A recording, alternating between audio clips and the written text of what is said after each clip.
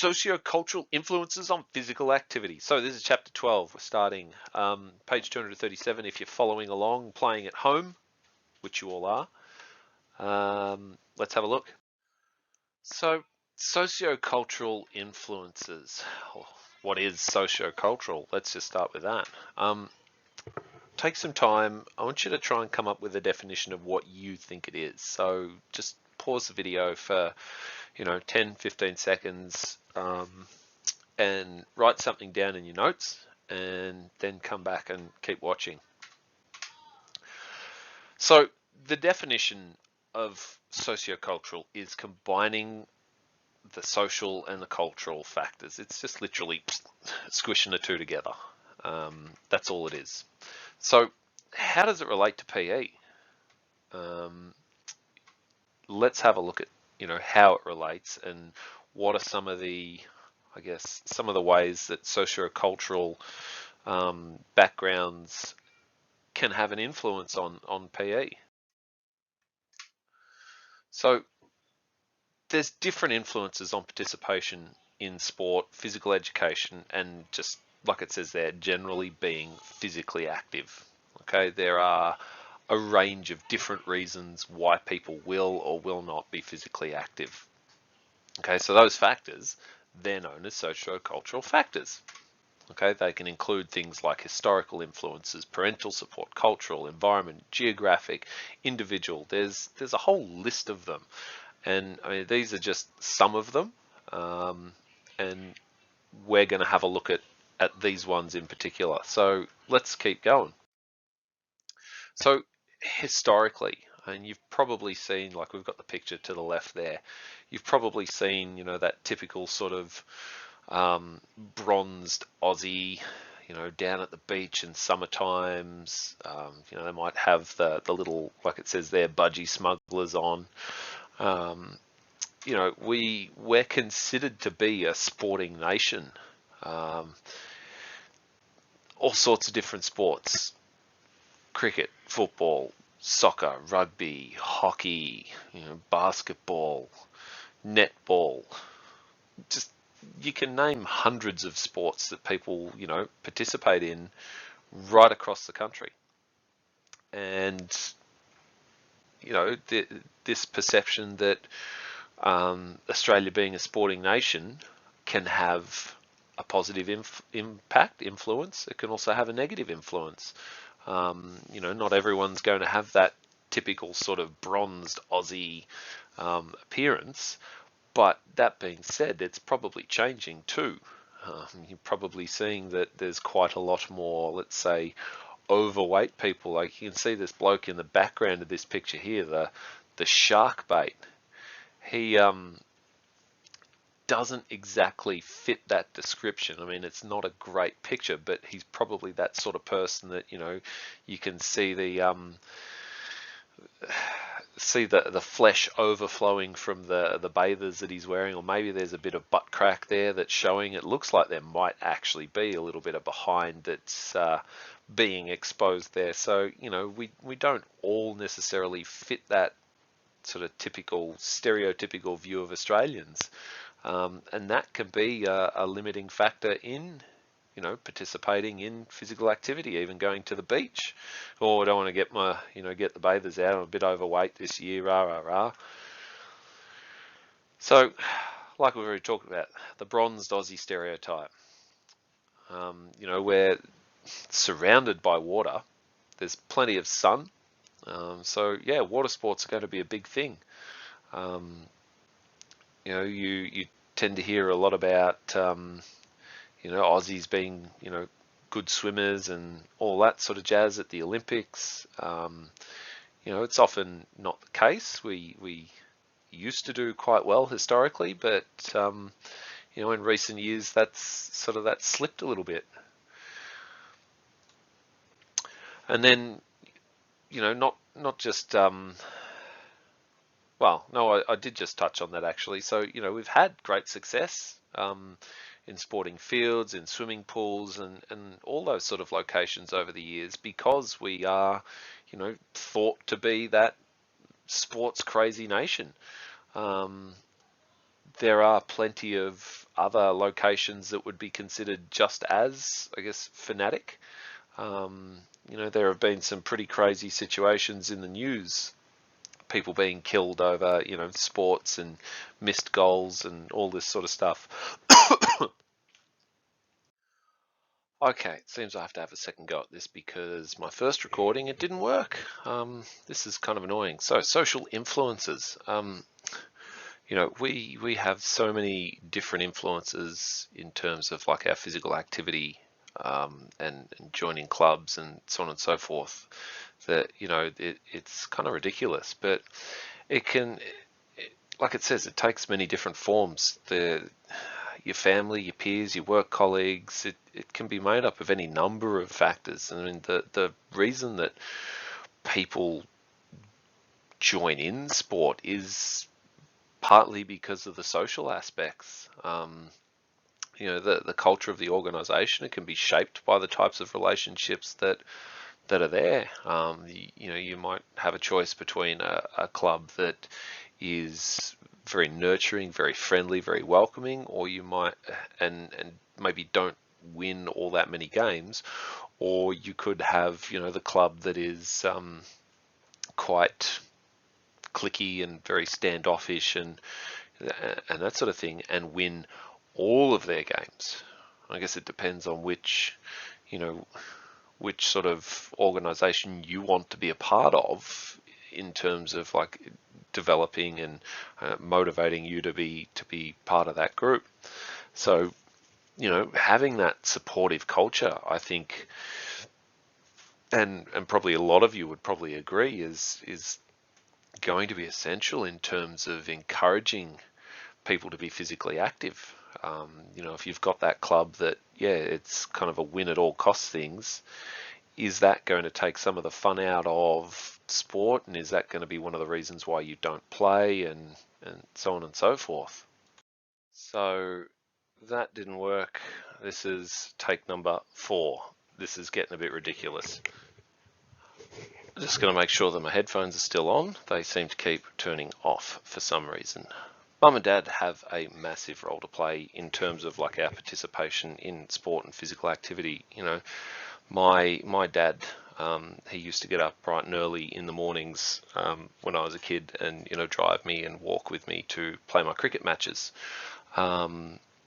He would often spend all day out, all Saturday out, watching.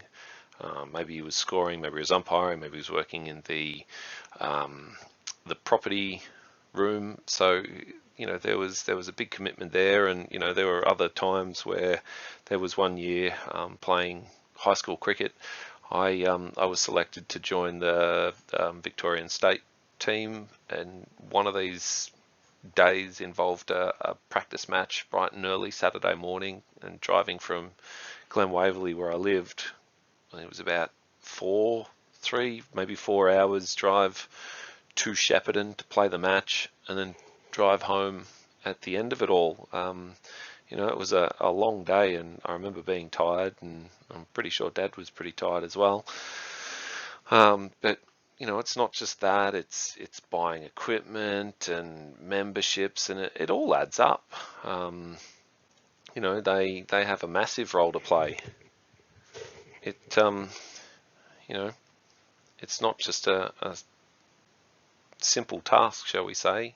Maybe you have a bad day. They're there to pick up the pieces and help you, put all the pieces back together. And there've been many a time, a grand final loss where I've been shattered, and they've been there to pick up the pieces and that sort of thing. But it's not just driving the games, or driving me to games, or you to the games. It's washing your clothes, it's membership, like I said, it's equipment. And some of these equipment, charges, costs, they end up in the thousands of dollars. I know cricket wasn't a cheap one. Spending sort of $400-500 on a bat. Then you've got your pads, your helmet, your gloves, all that sort of stuff. It adds up pretty quickly. How about you guys? Can you come up with any other ways that your parents could support you? Have a crack at it and see how you go. Take 2. Didn't like that. Cultural influences on participation. generally speaking, right, we have people that come in from other countries and, they have limited understanding of the English language. They're probably more likely to not participate in physical activity because they don't understand what's being said. They may also be confused easily because, we say, hey, you want to, come down to the park and play a bit of footy or football. Immediately, soccer is one of these worldwide kind of sports, and generally it's referred to as football. There may be sort of that little bit of confusion between the two sports because yes, we call Aussie rules, we call it football, even though it's not, I guess, in the sense football as such. But they're probably more likely not to participate in sport and physical activity because they don't understand the rules, they don't understand the language, but I guess gradually over time, then they're more likely to pick it up and change their, I guess, participation. They've different cultures have also introduced a number of different sports. Like I said at the start, Aussie rules might be an Australian thing, but what about all the other sports that we all play? Soccer, bocce, volleyball. These are all sports that, probably wouldn't have been played had it not been for the different cultural influences coming into the country. Environmental influences. These are another big factor in, participating in sport. So, having access to the facilities is going to be a big factor in whether or not we have the opportunity to participate in these sort of activities. If you look at sort of where I grew up, which I sort of grew up here, around about this area here. So as a kid, I had opportunities to go and play sports. I'd be traveling over to Camberwell to play sports. I'd go out to Ringwood. I'd head out to like Baronia. I was sort of heading all over the shops. Some days I could be down sort of towards the beach as well. But it wasn't like I was short of opportunities living where I lived. But there are people that I guess don't have that same level of access. And I mean, this is a very old map now. And obviously Melbourne has grown quite considerably. Nowadays you would find that Cranbourne, Cardinia, Berwick, Lilydale, all those sort of what is sort of outer Melbourne now is essentially part of, and there are more sporting stadiums and sporting facilities that are popping up. So it's going to make it easier to participate in physical activity if you have access to those facilities. So someone like myself at the moment, where I'm living, it's quite difficult, and we'll look at that in a sec. But then there's also having the facilities that are well maintained versus the ones that aren't really looked after that well. We all like to have new stuff. It may be the case one day where you're forced to choose between a team that potentially has a lot of talent and can win a lot of matches, but the facilities are really run down versus someone like a brand new shiny training center, and they're not winning all that many matches for whatever reason. It might be a decision that you have to make. So like I said, my personal situation, geographic influences, they're another reason why people may or may not participate in sport. So geography specifically means the nature and the arrangement of the facility. So like your local area. Okay, so what are the characteristics of it? The geographic location refers to the position in relation to the area. Okay, so I live down here. This is me down in DEREEL. All right. So the geography could influence your decision to ride to work, to school, or whatever it might be, if it's too hilly or if it's flat. If it's flat, you're probably more likely to walk or ride your bike. But if there's a couple of giant hills that there's no way around, then chances are you can say, well, do you know what? Hold on, I'm good. I think I'll get the car. This is sort of one of the limiting factors for me is I don't teach in Ballarat. In any case, it's still a 33-kilometre ride to the centre of Ballarat. It's just not feasible. The geographic location. If you live in a remote area, you are less likely to participate in sport because you don't have access to the necessary sporting facilities. So let's look at my, let's say, local area, right? All these ones that have a circle with a GS. There's a general store here, there's a pub here, there's another general store here. This one has like fuel and that sort of stuff. So it's pretty central for me. I'm just itching my foot, that's why I'm disappearing off the camera. They have a post office, so all of my deliveries basically go to this general store here. But if I want anything, Macca's, any fast foods or anything like that, or Safeways and Coles and any sort of department stores, I've got to drive into Ballarat. There is nothing around here. Mount Mercer has nothing. DEREEL has nothing. They used to have a general store, but it closed, and it's just not opened up again. Baringa, there's nothing there. So it's pretty limited out in this area. Look, we wanted to move to a very rural place, and well, blink and you'd miss the town. The picture you are looking at right now, this obviously it's my little boy in the middle of the picture there, but the picture you're looking at there is the extent of the DEREEL sporting facilities. I don't know why we have a skate park, because we don't have any people that ride skateboards or anything like that. So there aren't too many kids that have, that ride the BMX or anything like that either. So it's kind of pointless it being there. It was just I guess the council's wisdom. They're not a very smart council, not very bright. So, we've got our quarter pipe here. We've got a wall here for, tennis, whatever, bouncing the ball to yourself. There's a few more bits and pieces for you to ride over if you really want. Tucked in the corner here, we've got a little basketball ring with a really poorly measured out key, not even the right size. There's a couple of cricket nets, and then down here we have our oval.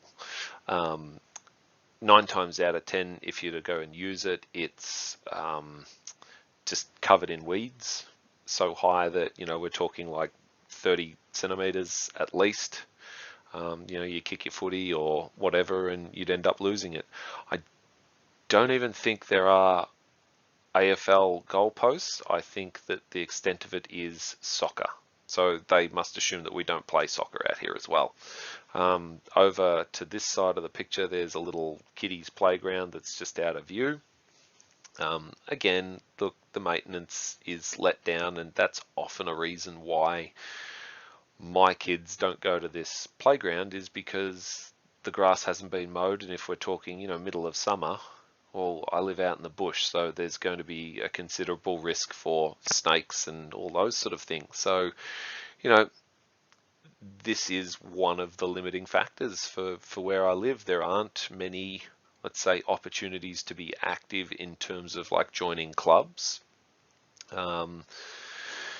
There's a couple of cricket clubs, a couple of football, netball clubs, but in terms of like accessing a gym or anything like that, it's just out of the question. So what I want you to do now is complete page 244. Okay, so it's in your textbook. If we flip over to the next slide, you will basically see what you have to do anyway. So what I want you to do is I want you to get a map of your local area. Okay, if you can, mark the school. all right? But I want you to definitely mark your house, any local parks, any sporting facilities like stadiums, built up stuff, man-made stuff, and then any other opportunities that exist in terms of you being physically active. All right, then on your map, I want you to pick one of those facilities and I want you to answer the questions over on the left-hand side of the screen. So there, wrong way. Those ones, yeah. See, I've got to think about that. So yeah, those pictures there. It says print it out. I don't want you to print it out. What I want you to do is, I will create an assignment on Teams and on Compass, and I want you to submit it there. So don't worry about printing it out. Just save it as a Word document or something. Hope that makes sense. Email me or message me if it doesn't. So there are a number of individual influences. So individual, us, me, you guys, okay? There are a number of individual influences that, have an impact on our participation. And some of these we can control and some of them we can't. So, we either can change it or we can't. So out of the list over here, which ones do you think that you would most likely be able to, change and control? Obviously, your age, that's not going to be something that you can control. Your sex, again, can't control it. Your cultural background, again, you can't control it. You may have some sort of control over your social economic status, but again, it's difficult, okay? There probably aren't too many of those on that list that, are within your control, but there are definitely factors that you can change. So the influences, generally speaking, gender, socioeconomic status, and self-efficacy. So self-efficacy is like how you feel about yourself. Are you happy within yourself? Are you not? It's kind of linked to the whole self-esteem side of things, but there are definitely a few things there that you can't necessarily change. So this is one of the things that you need to look at in terms of your SAC. Barriers are obviously things that are going to block us. They're going to stop us from being physically active. And then you've got your enablers that are going like, yeah, come on, let's go for a run or something like that. So a barrier might be a person, it might be a thing that prevents us from being physically active, whereas the enabler, like I said, is the person, the thing that helps us to become or maintain our physical activity levels. It might be something like your fitness watches saying to you, come on, today's the day that you're going to go for a run. Let's go. It might be the person that knocks on your door at 7 o'clock in the morning and says, come on, today we're going for a run. Get up, get up, get up. Let's go, let's go. And just forces you to get out of bed because you don't want to let that person down because they're here, they're on your doorstep. It would be kind of rude of you to say, no, go away. I want you to visit this site for me. I will put it in the notes in Compass. I will also put it into the document and everything. What I want you to do is I want you to have a go at it. It's a collaborative task. You'll see when you get there. All right, I'm not going to give much away. There shouldn't be too much difficulty with that. Then I want you to do this survey. So again, I will put a link to this up. I will, I'm not sure how I'm going to do it. I will sort it out. But basically, it's a survey looking at reasons why you might or might not be physically active. So here's the first page, and then there's another page, which I'll get to in a second. But basically what I want you to do is read the statement and circle which one, sounds most like you. Okay, so there's this page here, and then there's this page here. When it comes to this section here, this is the whole tallying up thing. All right, I don't know why, but some people really seem to struggle with it. Okay, what it's asking you to do is add question 1 plus the score that you got for question 8 plus the score that you got for question 15. So let's say you said, question 1 was a 3. Perhaps question 8 was a 2. And then maybe question 15 was 0. Right? So your total for that is going to be, I'm sure we can all add up, 5. Okay, then you're going to add up what you said for question 7, question 14, and question 21. So if we'd said, okay, so question 3 is, it's definitely a 3. So I'll put 3 there. We might have said it was a 3 there, and we might have said it was a 3 there. Okay, so 3 3s are 9. There's your score. Now, if you look at the instructions, it says that a score of 5 or above in any category shows that this is an important barrier for you to overcome. What I want you to do is obviously complete all of those questions, and then I want you to work out, well, which is your biggest barrier, which are your top 2 barriers to being.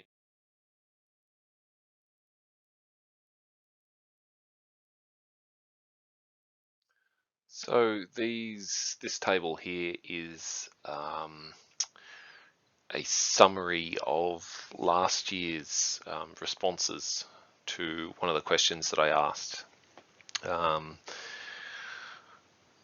So there's some interesting ones there. Social support is enabler. You might even see that it is there. It's over this side here. Social support is actually a barrier as well. It's kind of interesting, but it's not, I guess, totally untrue. There can be people who just,